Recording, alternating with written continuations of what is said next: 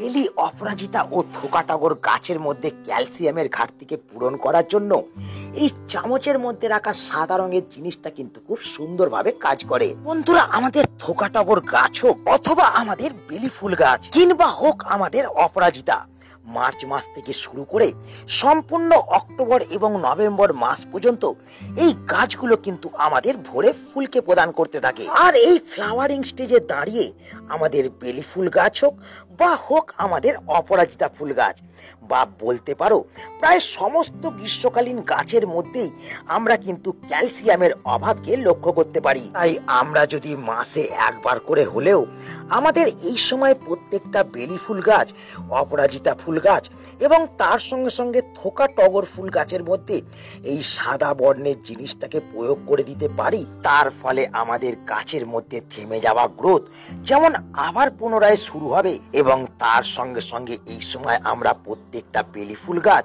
অপরাজিতা ফুল গাছ এবং তার সঙ্গে সঙ্গে থোকাটগর ফুল গাছের মধ্যে প্রচুর পরিমাণে কিন্তু ফুলকে আনতে পারবো। যে সমস্ত বেলি ফুল গাছের মধ্যে এইরকম কুড়ি আসার পর সেই কুড়িগুলি হঠাৎ করে গাছ থেকে ঝরে যেতে আরম্ভ করছে, যে সমস্ত থোকাটগর ফুল গাছের মধ্যে কুড়ি আসার পর সেই কুড়িগুলি এই ধরনের হলুদ হয়ে গাছ থেকে শুকিয়ে ঝরে যেতে আরম্ভ করছে, বা যে সমস্ত অপরাজিতা গাছের মধ্যে তোমরা শত চেষ্টা করার পরেও এখনো পর্যন্ত ফুল এবং কুড়িকে আনতে পারছো না, সেই সমস্ত গাছের মধ্যে যদি আমরা এই ধরনের খাবারগুলোকে সঠিকভাবে, সঠিক মাত্রায় এবং সঠিক সময় অনুযায়ী যদি প্রয়োগ করতে পারি, তাহলে কিন্তু আমাদের গাছগুলির সমস্ত সমস্যার সমাধান কিন্তু আমরা বাড়িতে বসেই করতে পারবো। তো কি এই জিনিস যার প্রয়োগে আমাদের গাছের মধ্যে কুড়ি ঝরা, কুড়ি শুকিয়ে যাওয়া এবং গাছের মধ্যে ফুল না আসার সমস্যা যেমন বন্ধ হবে, তেমন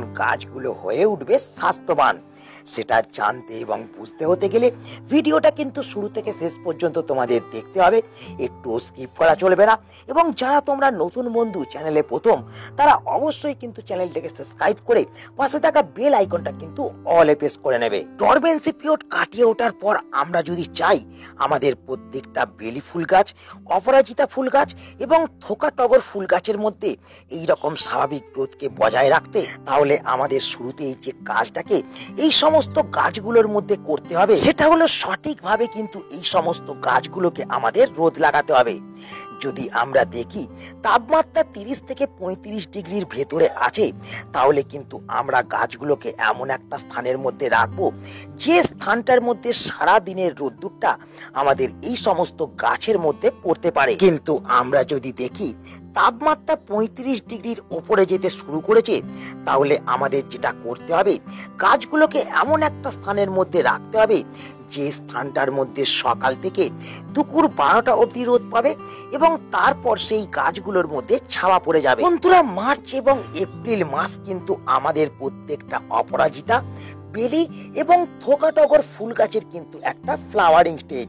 এবং এই ফ্লাওয়ারিং স্টেজের মধ্যে দাঁড়িয়ে আমরা যদি চাই আমাদের প্রত্যেকটা গাছ থেকে প্রতিনিয়ত, প্রতিদিন ফুলকে পেতে এবং প্রত্যেকটা গাছের মধ্যে অজস্র সংখ্যায় কুড়িকে আনতে এবং গাছের মধ্যে এই যে গ্রিননেস তোমরা দেখছো, এই গ্রিননেসকে বজায় রাখতে, তাহলে আমাদের 2 নম্বর টিপস হিসেবে যে কাজগুলিকে করতে হবে সেটা হলো কিন্তু গাছের মাটিকে এই সময় কিন্তু তোমাদের ময়েশ্চার রাখতে হবে। মানে দেখতে পাচ্ছ আমি কিন্তু মাটিটা তোলার ফলে মাটিটা কিন্তু দলা বেঁধে গেল। তো এইরকম ভাবে যদি আমরা প্রত্যেকটা অপরাজিতা, বেলি বা থোকাটগর ফুল গাছের মাটিকে এইরকম ময়েশ্চার রাখতে পারি বা গাছের মাটির মধ্যে একটু ভিজে ভিজে ভাবকে রাখতে পারি, তাহলে কিন্তু আমাদের গাছগুলি এই সময় কিন্তু সঠিকভাবে কুঁড়িকে আনতে পারবে।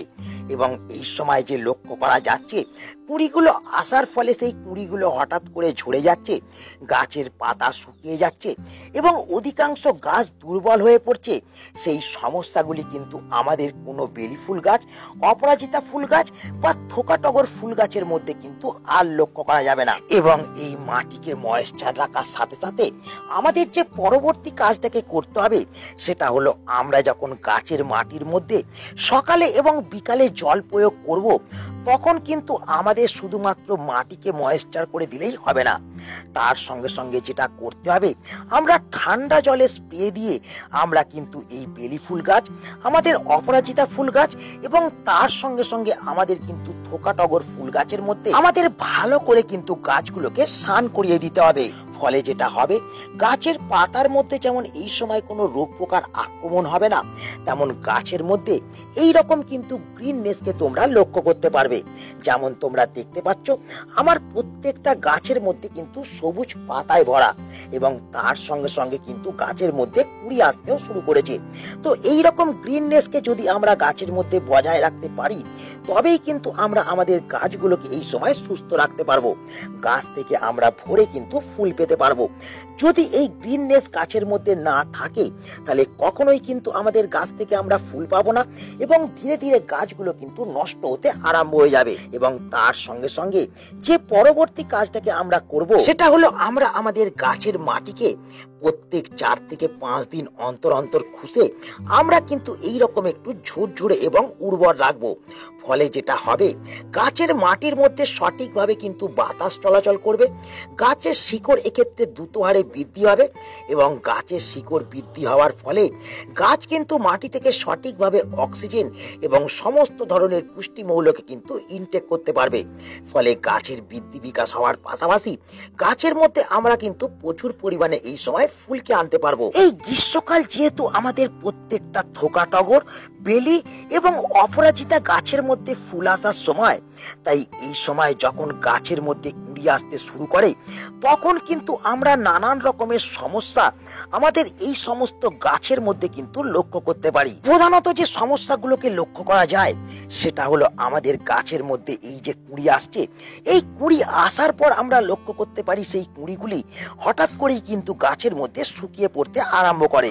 অনেক সময় দেখা যায় আমাদের বেল ফুল গাছের মধ্যে যখন কুড়ি আসতে শুরু করে, সেই কুড়িগুলি বিন্দু সমেত কিন্তু গাছের মধ্যে এই ধরনের শুকিয়ে যায় এবং তার সঙ্গে সঙ্গে যে ফুলগুলি আমাদের গাছের মধ্যে ফুটতে শুরু করে, সেই ফুলগুলি কিন্তু একদিনের বেশি গাছে কিন্তু আর থাকতে চায় না।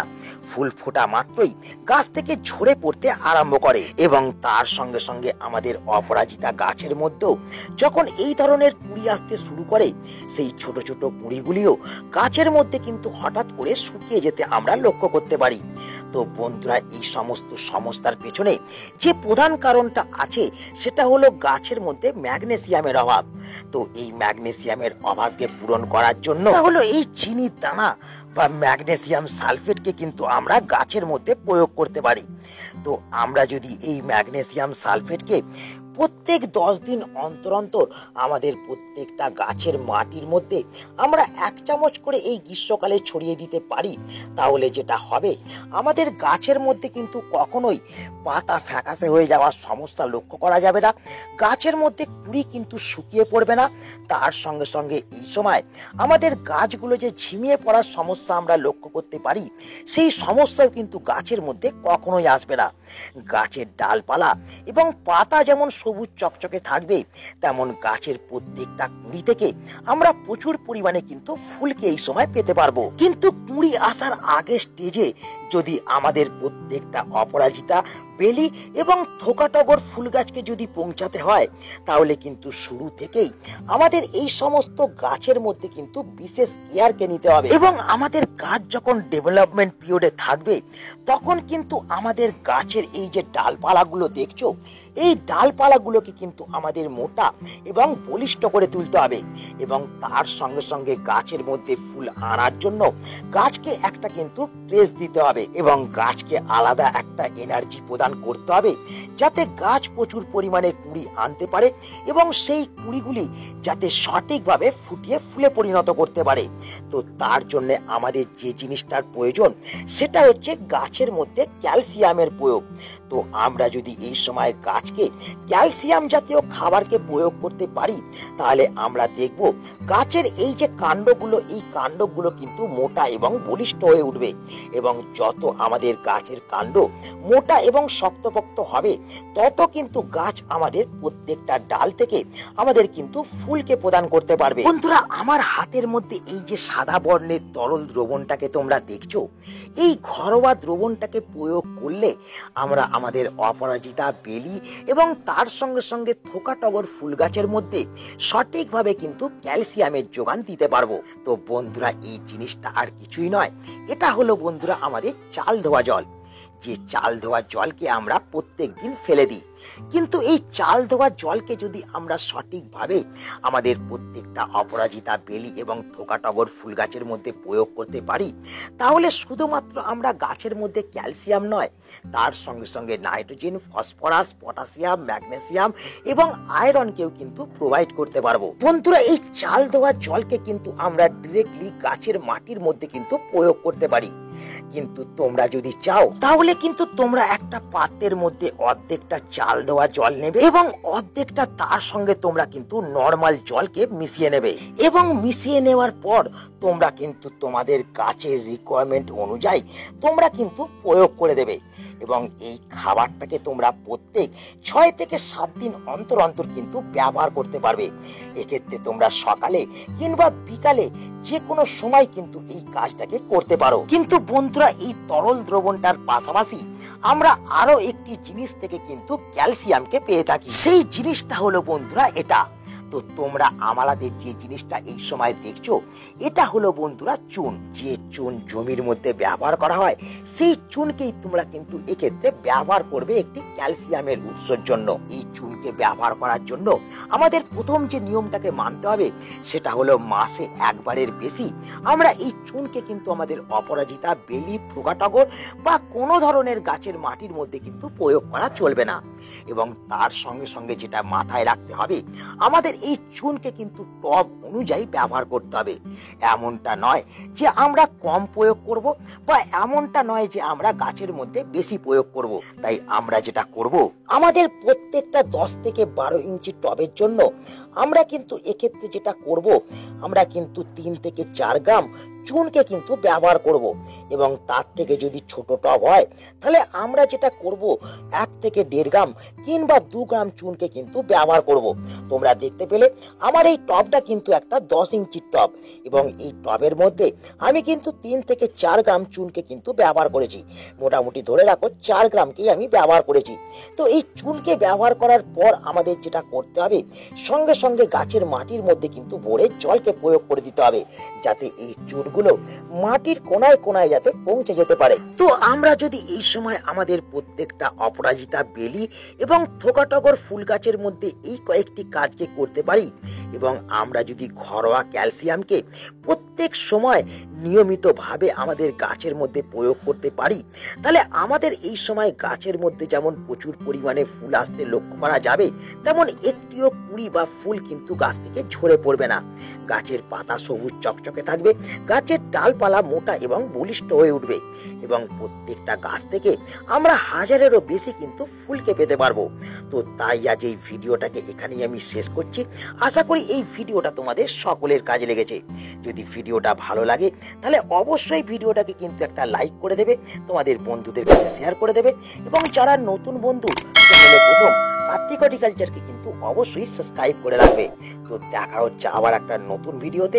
সকলে ভালো থেকো, নমস্কার।